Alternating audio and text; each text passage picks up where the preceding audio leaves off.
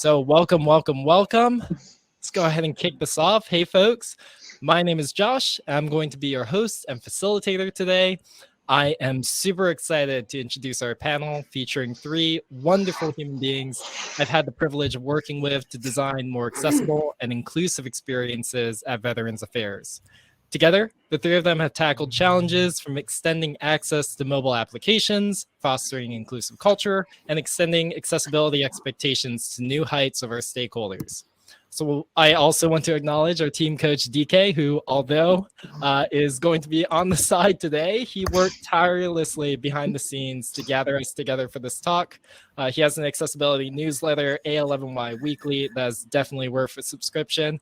DK, plug yourself in the chat. Yeah.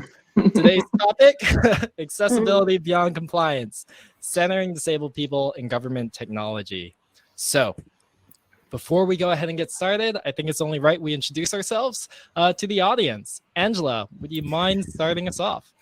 Not a problem at all. Good afternoon, everybody. I'm Angela Fowler. I reside in California, West Coast in the house. I'm just north of Sacramento, and I am an accessibility specialist with Ad Hoc. And fun fact about me, I'm totally blind, and I use screen reading technology to navigate the web and, other fun technology stuff. All the fun technologies. Martha, you're up. Hi, everyone. I'm Martha Wilkes, and I'm in Chapel Hill, North Carolina. And I joined U.S. Digital Service in February 2019, and I got to Department of Veterans Affairs in September that year. And when the team was already doing excellent stuff, but I knew we could do better. And so I kind of decided to just name myself our accessibility strategist. And we're in the office of the CTO at Department of Veterans Affairs, or VA. And so now on a daily basis, kind of what I do is become incredibly annoying to my coworkers because I'm always talking about accessibility, and they say they appreciate the reminders. I'm not totally sure. But anyway, I also sort of from time to time, I'm a subject matter expert in hiring, in procurement, trying to get our vendors to raise their bar, day-to-day support of this awesome contracting team we have, and basically all the things that veterans see on va.gov. We love everything that you do, Martha, so please keep doing that. Finally, Melly. Hi, everybody. I'm Melly. I'm outside of Chicago. I'm a product designer. So as somebody with a hearing disability, my whole life, I made this clear in my North Star. I do this because I want to reduce the barriers that I've encountered in my lifetime for the future generation. My recent work that I have done in the past with the VA, working for the as a consultant specializing in mobile accessibility, the mobile app. Currently now I'm working on transitioning back to private sector and to work at a large corporation and the digital accessibility. Wonderful. Alrighty. I think we're ready to get started for real. And no better place to start than with semantics. Could y'all help us out here? I'm gonna start with a biggie. How do y'all define disability? Martha, can you kick us off? Well, to me, the idea of disability is relative, right? So, for example, if a built environment or a software tool like we work on is not designed with everybody in mind, that situation disables them. They're not themselves disabled. It's the classic sort of idea, and I think Josh found this cartoon for us. Imagine a world and a house built in a world where everybody's in a wheelchair. So all the counters are low, all the doors are like no more than 4 feet high, and then somebody who doesn't use a wheelchair enters the scene, and all of a sudden those people are like hitting their heads against the doors and having to crouch down super low. And so the idea of this environment did not consider them in their design, so they are now disabled by the environment. So that's kind of how I perceive. It's not the individual who is disabled, the environment made them so. Wonderful. Angela, can you plus one on that? I love that example. I'm sitting here picturing this right now, chuckling. that would not be fun at all. Disability is, society has all kinds of ideas about what a disability is and what it isn't. But disability is basically something that makes it harder or prevents us from doing what we want to do. I'm totally blind. People consider blindness a disability. I don't consider it a disability. As you'll get to know throughout this hour, I'm something of a smart aleck, and I like to use the term "don't diss my ability," because it has such a negative connotation. But blindness isn't a disability. It's a characteristic which leads to inconvenience, especially when the environment isn't accessible. Economic hardship is a lot more disabling, I think, than those things that society labels as disabilities. Thank you so much, Angela. Melly, can you wrap us up? Sure. So I agree with everybody what they're saying in here. One thing I had an article that I read a few years ago, and they had a quote there and really resonated with me, is that I'm not disabled. I'm more specifically I'm disabled by society that places social, attitudinal, and architectural barriers in my way. And what that means to me is that as somebody with disability, I don't feel that disability, but when things are roadblocks that are coming in my way, those are the moments that I have those feeling of disability because I have to deal with those roadblocks. So for people with disabilities have those moments when they don't think about it until they hit those roadblocks. Yeah. Thanks so much. Continuing on our semantics journey, I think it's important for us to define two more things. Section 508 compliance, the broadly known government standard for accessibility, and accessibility beyond compliance, which will be the focus of the talk today.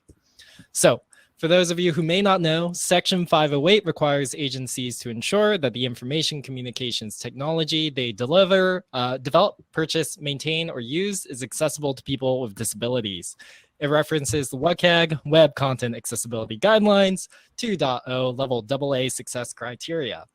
Accessibility beyond compliance, on the other hand, means approaching accessibility from the perspective of real human experiences. That means compliance is a result, but it's not the objective. What I'm curious to hear from y'all is, what shortcomings have you seen with Section 508 compliance, and how does it compare to accessibility beyond compliance? Angela, what are your thoughts? I like the ramp by the dumpster example because it's tangible and we can all picture this, right? You've seen it. Imagine having to drive your wheelchair out to the back of the building by a smelly old dumpster just to get in the door. That's compliance. I mean, legally, yeah, it passes, but man, that's not really access. But imagine having a nice wide entrance with a ramp that everybody can use, or no ramp at all, so it's equally accessible to folks in wheelchairs, folks with strollers, folks lugging big suitcases, folks who can't climb stairs very well.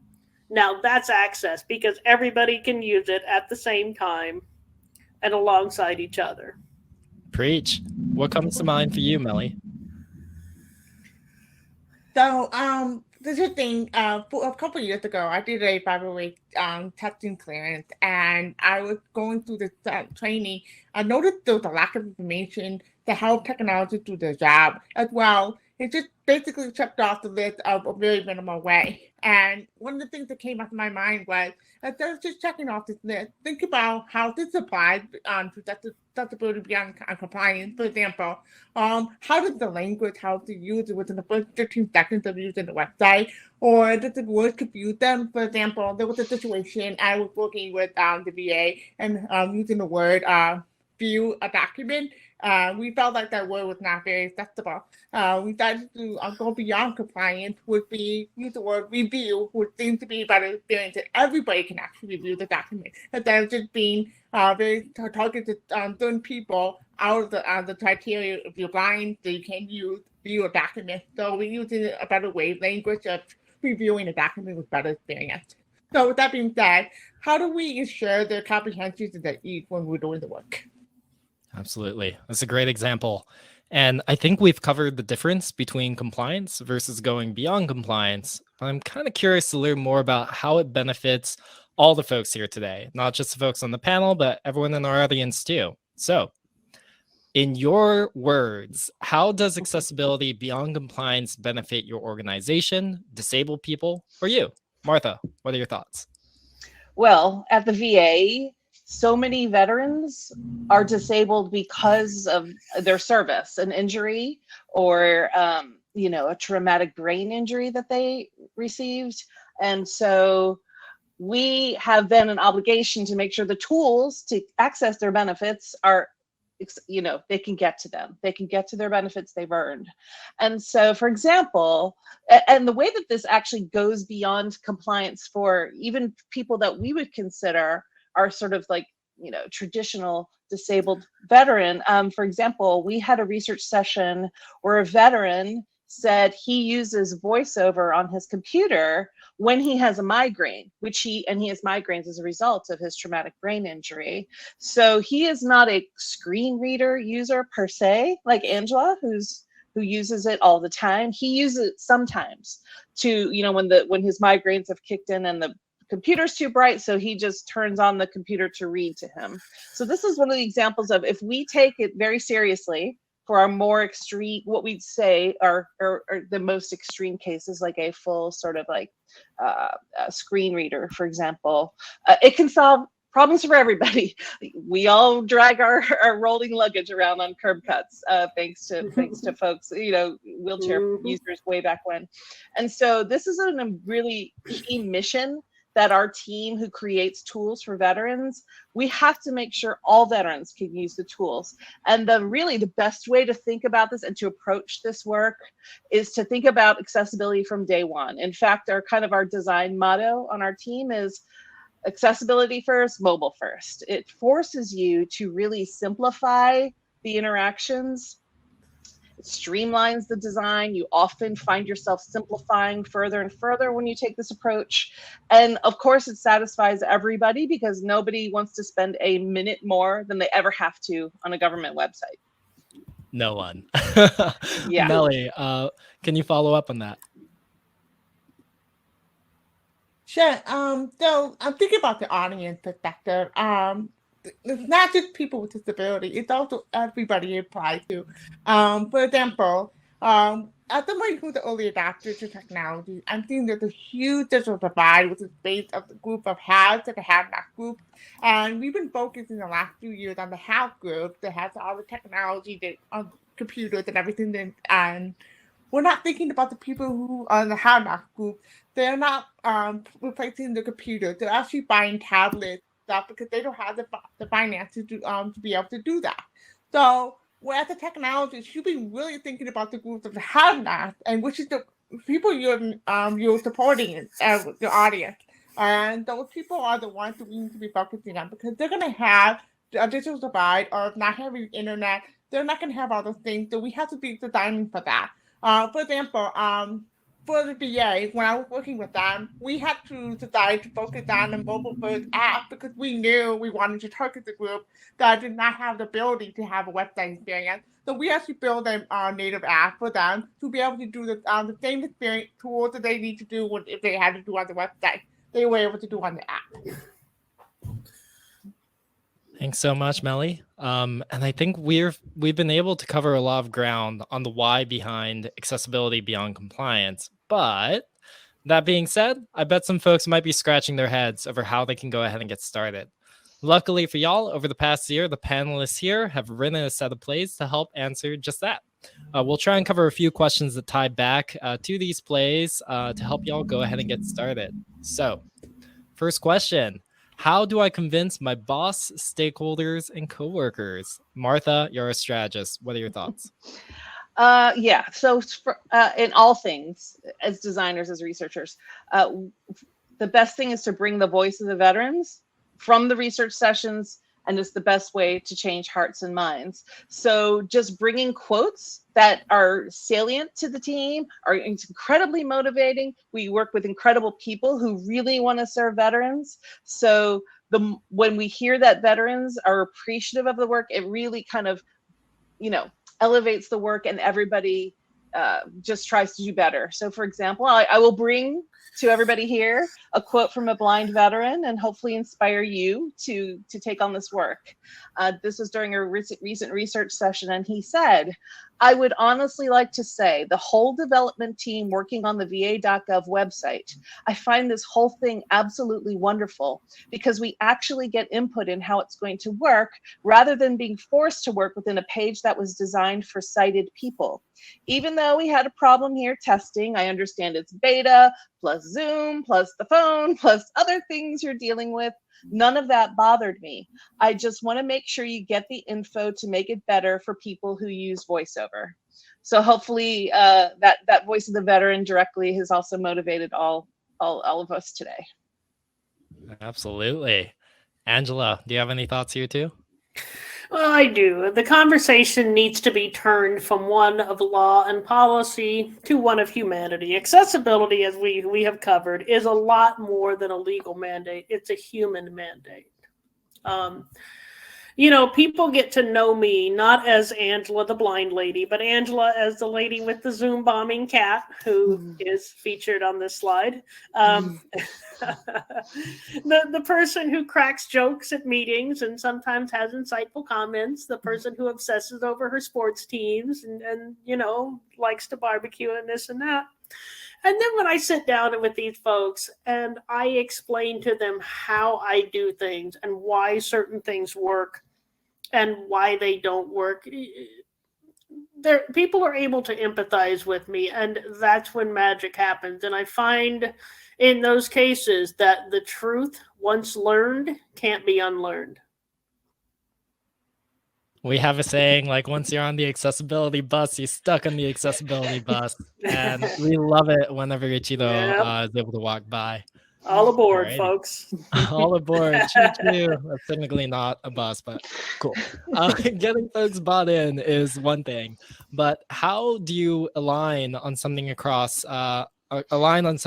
teams in government, from government workers, contractors?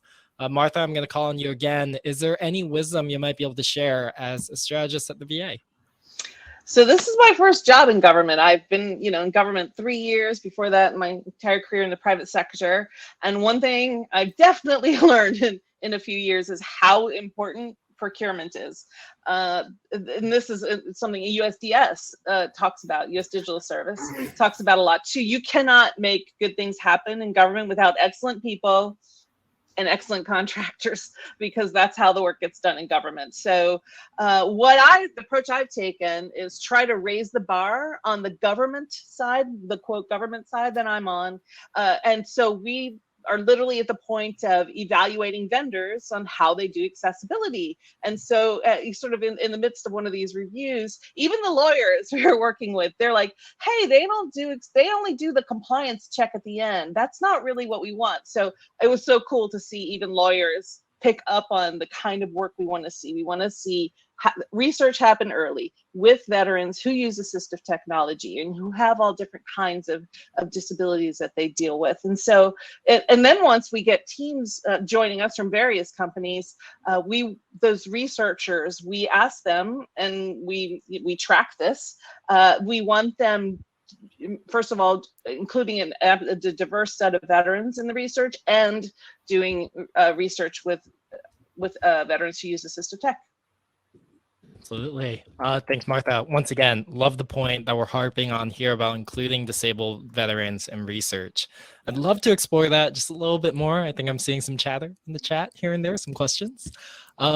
Angela, could you start us off by talking about the benefits of including disabled people in user research from your experience, and also maybe how you recruit them into your studies?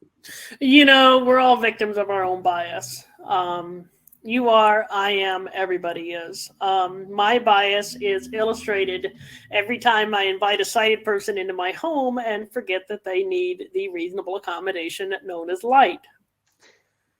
I can get around a house with no lights on, well, so therefore everybody else can, right? I mean, it's perfectly reasonable. Well, no, actually it isn't. everybody perceives the world differently, and I have what is known as advanced screen reader bias. As a blind person, why do you need blind participants when you already have a blind person? Well, because not all blind people do things the same way. Advanced screen reader users can basically muddle through accessibility challenges that will completely stop a beginner in their tracks.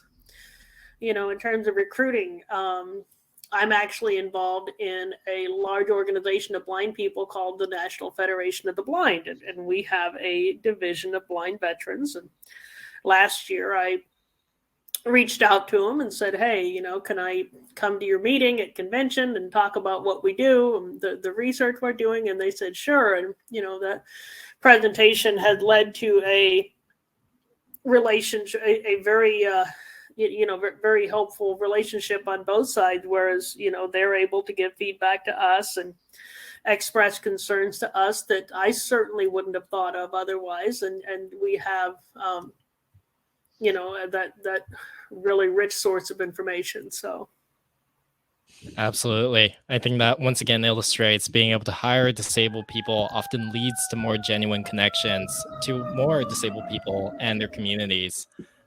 Moving along over here, Martha, what are your thoughts? So I would say that one of the really big benefits for the designers who work with us, the fact that we've raised the bar, the fact that we may be asking them to really get out of their comfort zone, that they've maybe never done research studies with folks who use assistive tech. When they've done it, it literally just fundamentally changes their careers forever. And it's like that, one-on-one personal experience that you will never unlearn as a designer. And so, in terms of working in government, to my mind, it's tax money well spent, because we've now created another designer in the world who will never not think of accessibility in the work that they do. And so on the participant side, one of the benefits that I see, I've observed many sessions with blind veterans, and we're always grateful to them, but they're the ones thanking us often, always, really, because they really appreciate being considered early when we can actually make changes for them. And so often they will talk about it like it's a continuation of their service. Veterans are very incredibly giving people, very mission driven. And the fact that they will say, unprompted, that they really like giving to other veterans who also need these accommodations. It's really awesome. All research is awesome, but especially with blind veterans. Absolutely. We've had a little bit of hints around this coming up to this moment, and I think it's important that we should also go beyond just including disabled people in our research. And that means hiring people with disabilities to do and be paid for the work directly and equitably. As obvious as it is, Melly and Angela, do y'all have any thoughts, as snarky as they may be, to share? I'm going to go ahead and start with Melly. Sure. So, what's funny? One of the biggest pet peeve I see a lot, is people really think about diversity as only people of color. They don't think about diversity including people with disabilities. And when I mean by that, I really believe it's important to hire people all with disabilities to show all cultural differences. So there's not just hiring because you want to count your tax write-off. There's that to be a token hire. I find it to be something needs to be showing that we are thinking about everybody in the big picture, helping people be part of that conversation and allowing them to be there. And that thing I want to hear, that when you hire people, don't just think that when they're token hire, they're not just a bird. You don't want to have them think of them being token hire. So how does that even involve that? Absolutely. Angela, do you have any thoughts that you can share as well? We like working. We like making money. Ramen gets really old. It really does. But no, seriously. There is a pervasive misconception throughout society about the capabilities of people with disabilities. I get told I'm amazing just for, doing just the most basic of things. You can tie your shoes, I mean, not that one in particular, but things just as ridiculous as that. And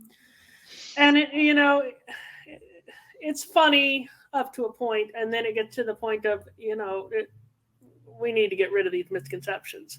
And the more people with disabilities we have out there working, the sooner those misconceptions will go away.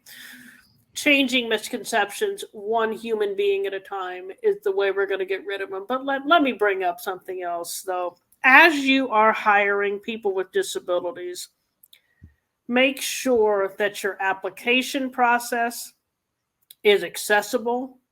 Make sure your onboarding process is accessible, that it doesn't include a bunch of inaccessible PDFs that require a wet signature, which by its very nature requires a sighted assistance and cannot be done independently by a blind person. It is very disconcerting, and I'm sure in a lot of cases it's a blocker for people with disabilities who see we are an equal opportunity employer, and yet click on the application and find that they can't complete it independently. That is not equal opportunity. Not at all. Thank you so much for that, Angela. And I think that naturally kind of leads us into this big question. I want to assume something positive. I'm assuming all the folks here are bought in, ready to go back to your teams with a new resolve to hire more disabled people into government. But that being said, begs the question, what barriers do y'all think they might come up against? Angela, can you follow up on that? Accommodation, reasonable accommodation. Reasonable accommodation. There was good intention behind it, but let me tell you a little secret about reasonable accommodation. Accommodation is what happens when access fails. So, for example, if I get a job and I can't access the onboarding documents, I have to request a reasonable accommodation. I have to fill out a form to request an accommodation, which may or may not be accessible. I perhaps have to get a note from my doctor, which requires waiting for as long as it takes doctors to do things, which could be a long time. I have to go through all of this extra process just to get my job, just to work, just to draw a paycheck, just to compete on terms of equality with others in society. If things are accessible, then I can simply accomplish what I set out to accomplish and not have to go through that. And my disability becomes less disabling, if not disabling at all. Just let that simmer. Melly, any thoughts that you might be able to share? Sure. So, what's funny, like Angela with the combination is definitely a huge failure. People forget about the light after doing application process. They think, oh, I'm done my job, and the person's gonna go on the wild. When in reality, it's not that case at all. I know, and Angela and I probably have had this as well. There's a big thing called disability tax, and what I mean by that is there's been situations where people with disabilities having to accommodate on top of their job. For example, if they have to go to a meeting, would the meeting be acceptable? Will I have captioning? Would I have the room be appropriate sound is going to be, the light is going to be right? All those things that we have constantly thinking on top of our job. And so it's like we're doing a 40-hour job. On top of that, thinking about that, because we don't want to burden that responsibility on people on our team because they're already shut down with other things. And it's just more things that we have to think about. And it's just not a very good experience. So one of the things that I find that if you help reduce that disability tax on the person with disability, they're more effective to do their job. So having them share equal responsibility for the whole team. So, for example, if other people on the team are the host of the meeting and they have to have a captioning, be on time for the meeting, so they have to wait for the captioning and stuff like that. Absolutely. I think we're talking about this. I want to touch on it even more. Angela, specifically, do you have any tips on how to change an organization to be more inclusive to disabled people? Absolutely. Challenge old ways of doing things. So that slide presentation with all the charts and graphs, and the presenter is like, okay, so if you see this chart, that goes up to here, and this line that goes over there means this. Is that presentation and that way of explaining it really going to work for a blind person? You know, if you're in a meeting and everybody's talking at once and there's no captions, is somebody who is deaf or hard of hearing or someone with attention issues really going to be able to participate in that meeting? Talk to people, real life people with disabilities, human being to human being. Find out how we do things, find out what works for us. And I'll tell you a little secret. When you do that, you are going to improve accessibility for everybody. I remember going through math classes in high school and college, and I am not a quiet person. So I would always be very vociferous about insisting that the instructor describe what they're doing on the board, actually speak the equations and speak the steps. And without fail, one of my sighted classmates would come up to me and thank me for doing that because they too could follow the information better. And just as a side note, I hope we have someone storing some Angela quotes somewhere. She always drops the wisdom. Melly, you do as well. What are your thoughts? Good. It's funny how you said that, Angela, because one of those that is the disability said no box, one size fit all mentality. Everybody's doing we're all this box and we're all the same, which is to have the same accommodations, etc. But if you actually just start thinking small, and this actually applies to everybody, and it doesn't have to be for people with disability, it be inclusive to everybody. For example, when I was in all hands meeting in my company, they didn't have captioning in those meetings, so it didn't. It was something I asked for to be part of the all hands on meeting, and come to time, people realized how effective it was in terms of the meetings that they actually didn't want to have to listen. They just wanted to be the captioning instead. It was just becoming very beneficial to everybody. And then the other people that are watching the features as part of their meetings as well. So in the long run, captioning applies to everybody. Now, she simplifies their life, and people don't think about that. But if you start small, it really does make a difference to everybody. Brilliant. Thank you all. Moving on, we have covered so much today. And as we begin to wrap up questions, I want to ask everyone here, how can we know we're doing this right when there's so much to cover? Melly, do you have any tips to share? Short answer, be open with yourself. Long answer, accessibility and the space itself is constantly growing at that pace. And even the government itself is constantly trying to keep up and being very reactive model, when reality it should be more proactive. You're going to make mistakes along the way. And if you do it in a way that's being honest and forthcoming, you can actually won't be as hard on yourself, and as well, gain respect from other people who actually know less than you. Additionally, accessibility is not perfect. Nobody's perfect.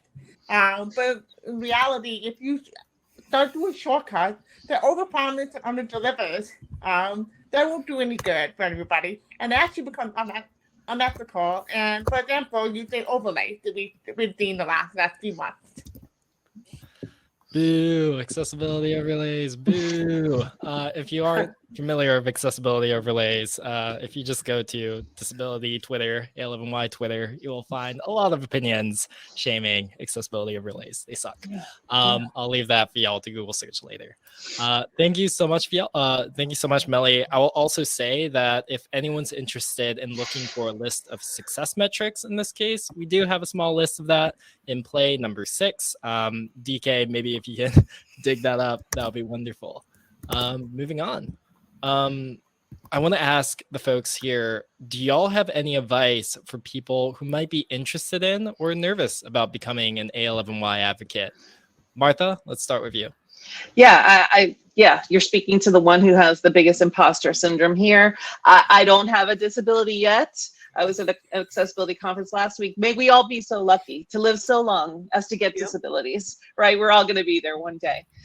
So I have imposter syndrome big time in this work. I really resisted this work, taking on this work, because I definitely believe someone with lived experience should be leading this work as well.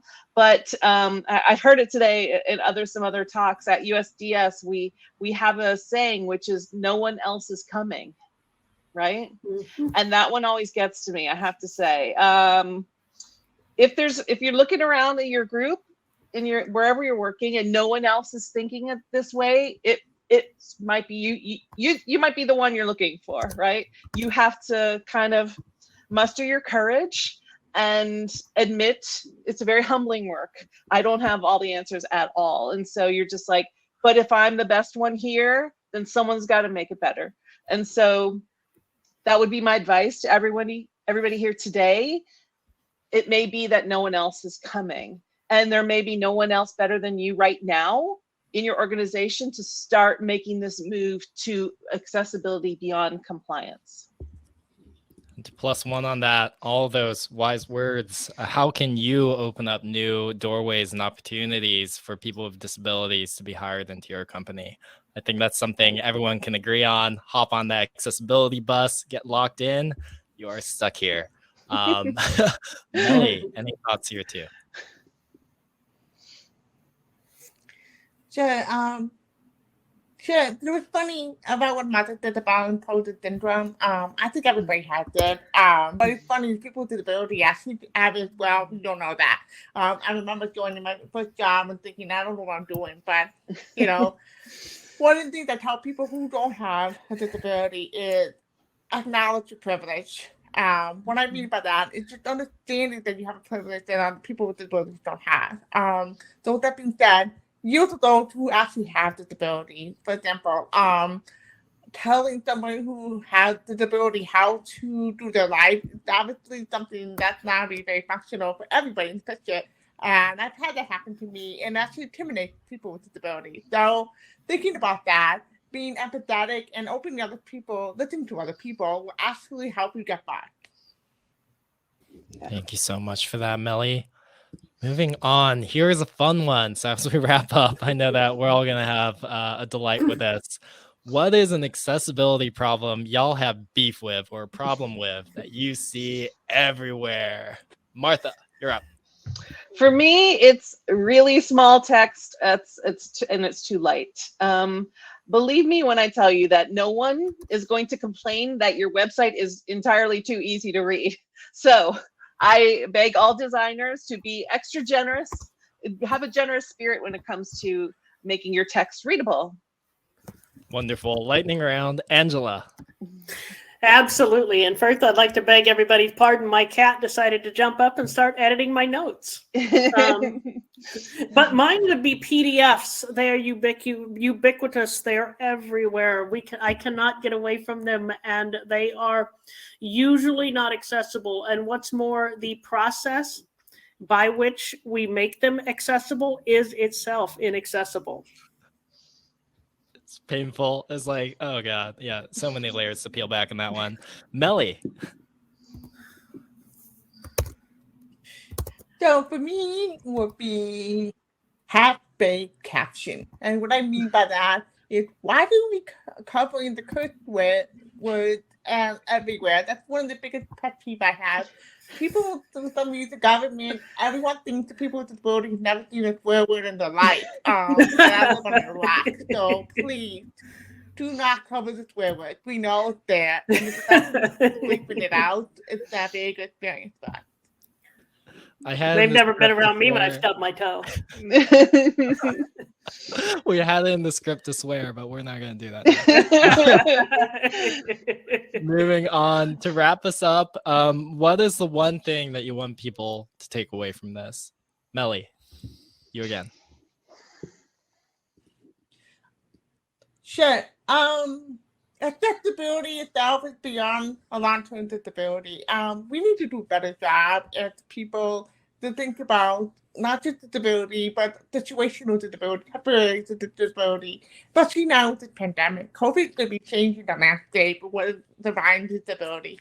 As I mentioned before, the government needs to be more proactive when it comes to terms of working with people with disabilities. And if you, by doing that as a team alone, you can actually do this by adopting a baked-in model in part of every team, and make sure teams and brands have higher QA responsive. You actually baked in process with your team. The last thing I would say, making your mission top down and the bottom up, because then that will actually have leadership and being more accountable in terms of being thinking about disability instead of just thinking about I'm going to do to talk the talk, when they need to be able to walk the walk as well. Preach. Martha, what are your thoughts? Something has resonate for me. I heard a few weeks ago from a presentation from some designers at the BBC, and I found it really resonated for me, and that is creating inaccessible tools is a design choice, right? So as a designer, I am actively choosing to make an inaccessible thing. And for all of us who are designers in civic tech, it is our duty, as well as being the law, to design services that serve everybody. And so now to everybody who's hearing my voice, you can never unhear this. Now you know it. And so you've been told. So now I challenge you to take this responsibility on yourself, start educating yourself, start finding the like-minded people in your organization who can support you in this work, because it's not easy. We're a team across various organizations here together. You know, we have to let off steam sometimes too. It's hard work.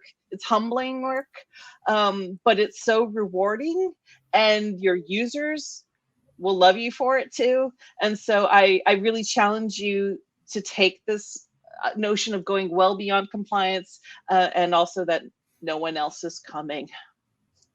You're on that bus. Angela. Ladies and gentlemen, sit back, relax, and enjoy the ride. The accessibility bus has left the station.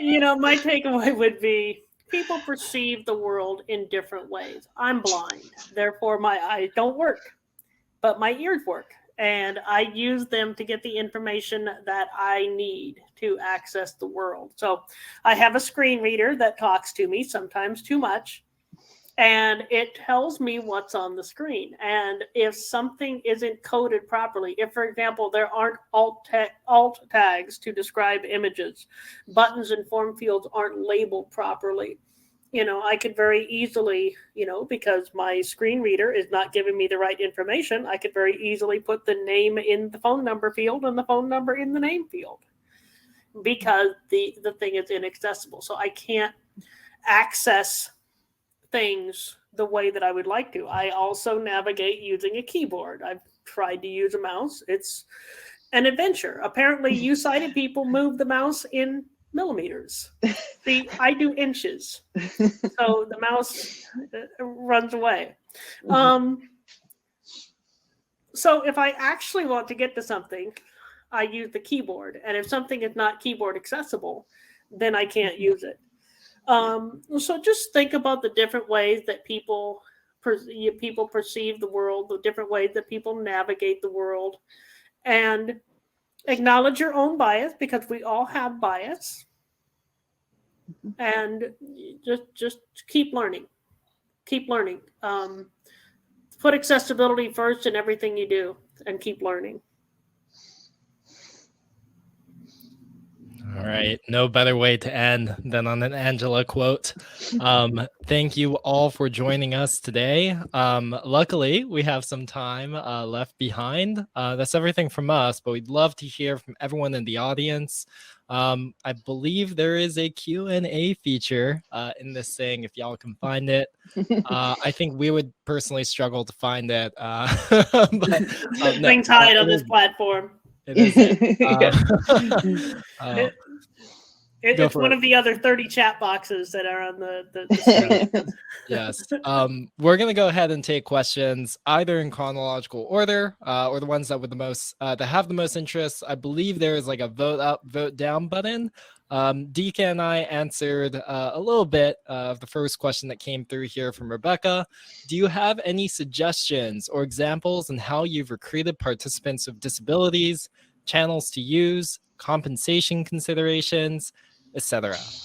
So to just share what DK and I were able to drop in there, for those who may not be able to find that Q&A, a couple of tips to share here.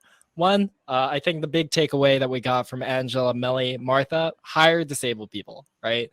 Hiring disabled people, I think, is one of the easiest ways to fast track towards being able to recruit more participants with disabilities.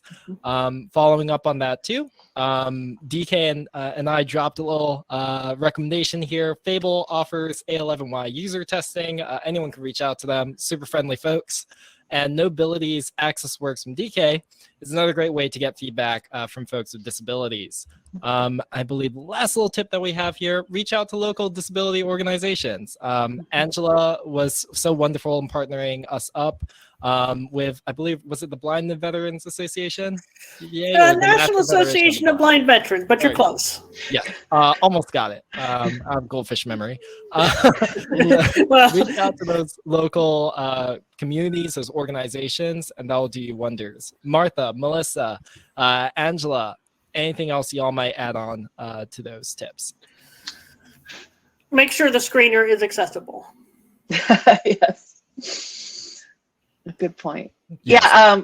On the government side, we, it's you basically you just have to, some of these excellent recommendations here. There's a lot of companies out there who help you connect with folks with disabilities. Like there's a lot of organizations who do that. So oftentimes they're a great way to get to a bunch of people. Like we had an example where we were going to, do some on the ground research at a VA medical center. It's like, you hope a blind person happens to come in that day, or you can partner with an organization that can give you access to a lot of blind folks and really get some excellent information and get a lot of voices, not just one, like Angela was saying.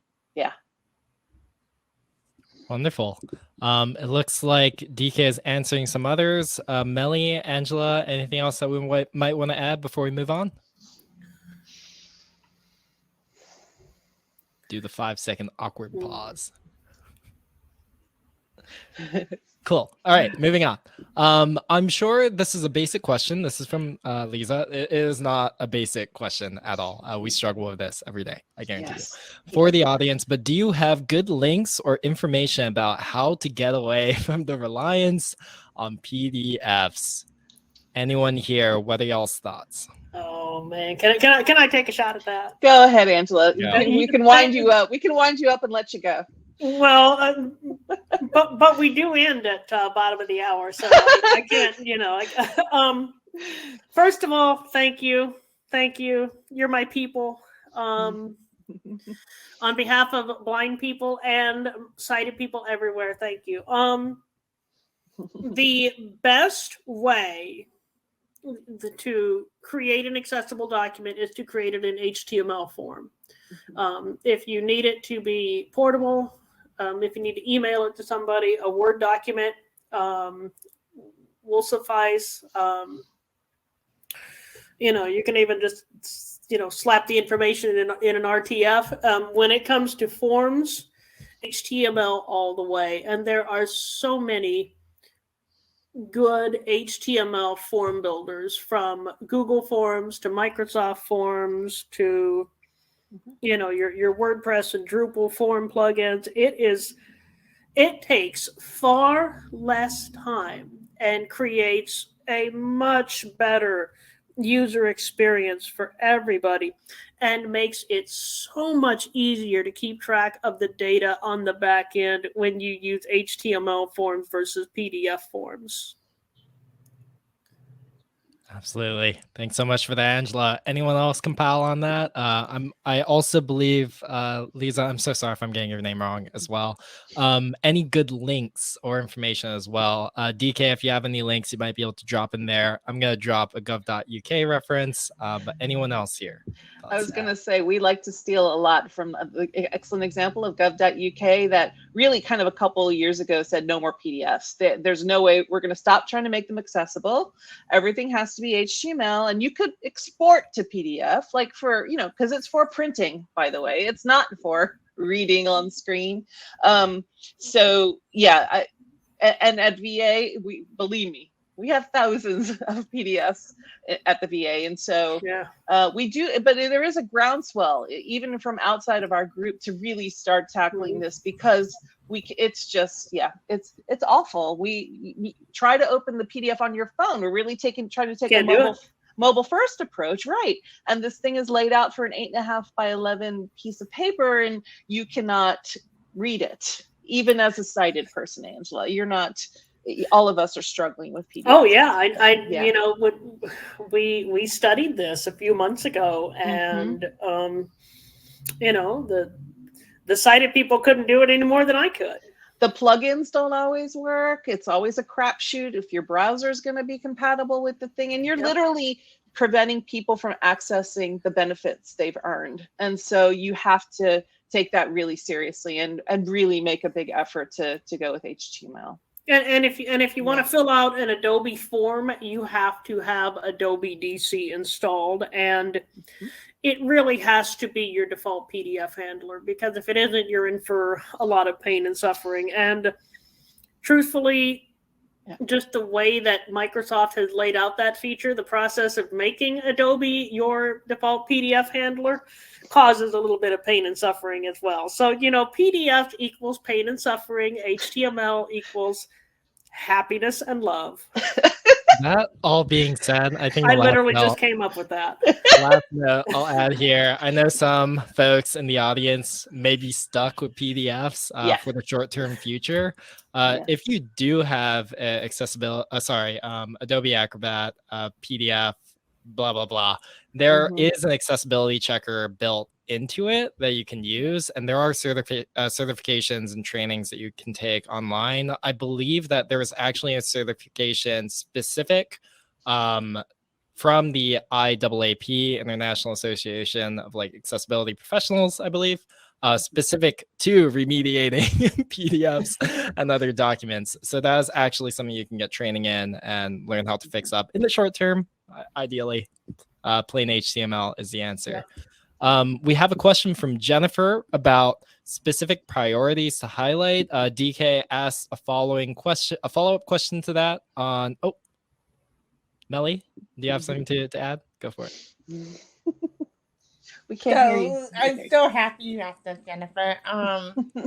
Because I'm very active in the community I live in, and I used to be in government in terms of working in urban planning. So from that perspective, so one of the things I want to share is bake it in. Don't hesitate. If there's other people with disability and not requesting for these things, just have interpreters set up. Just have captioning already enabled in those meetings, making sure that's already a part of that process, and actually make you people with disability actually participate, because the process that we're going through accessibility accommodations to the city and government takes forever.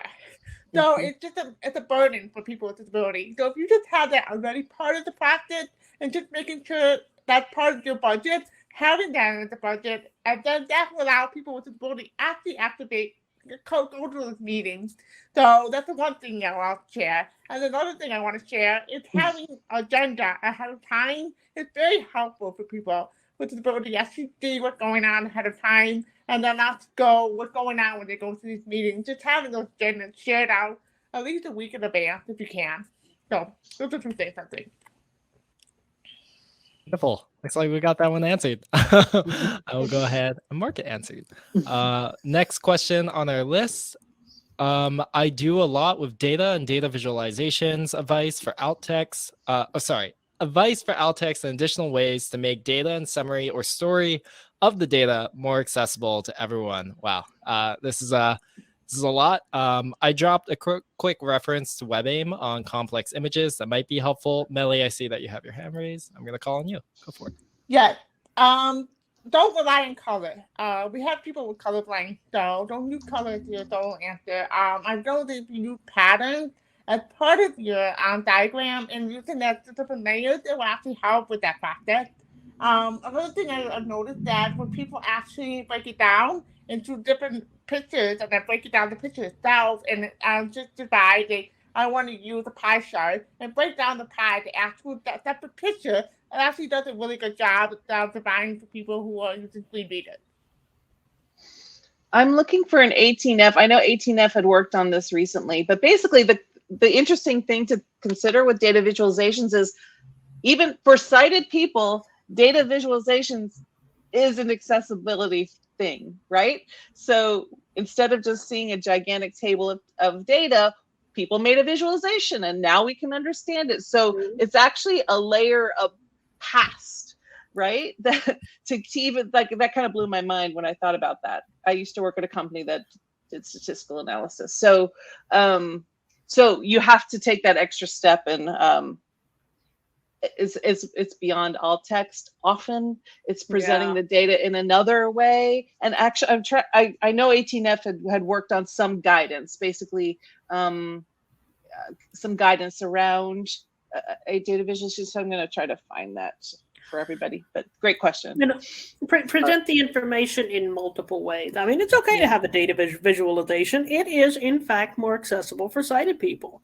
Yes. But you got to present the information also in a way that blind people can understand it, and people who really sighted people who really aren't visual, who are you know, numbers people rather than charts people. All right, we're gonna pause there. I got a message from our support person saying we are at almost 4:30. Yes. I've been instructed to close this out, but everyone, thank you so much for coming out. I will encourage all of you. You can reach out to any of us if you're interested in learning a little bit more. No such thing as a bad question in accessibility. Please don't hesitate to reach out, learn a little bit more. We have our playbook on Ad Hoc's website, I think, if you're looking to dive into this in a little bit more details. But all these wonderful human beings are here. They're amazing, and they have so much wisdom to share. So thank you all. You are now on the bus with us. Any last words from y'all here? Thanks, Josh. Thank you for corralling us, Josh. TK, link. Next up, accessibility beyond compliance. Thank you all for coming. It was fun to talk to you. Thank you, guys. Good stuff. Yeah, and for the link, just Google up Ad Hoc accessibility beyond compliance, and the playbook will like pop up there. Thank you, Terry. You're the best. All right, y'all. Take care. Bye-bye.